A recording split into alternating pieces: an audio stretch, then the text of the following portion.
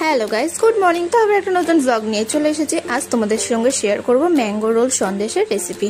তো প্রথমেই আমি দুধটা গরম করে নিয়েছি। দুধ গরম করে নেওয়ার পর একটা লেবু অর্ধেক করে সেই লেবুটার রসটা দিয়ে ভালো করে ছানা কাটিয়ে নিয়েছি।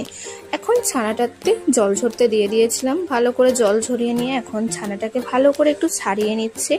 ছাড়িয়ে নেওয়ার পর ওর মধ্যে চিনি গুঁড়ো করা দিতে হবে, কেননা গোটা চিনি দেওয়া যাবে না, দিলে ওটা মুখে বাঁধবে, খেতে অতটা ভালো লাগবে না। তাই গুঁড়ো চিনি দিয়ে ভালো করে মাখিয়ে আবার ওর মধ্যে দিয়ে দেবো একটু এলাচের গুঁড়ো।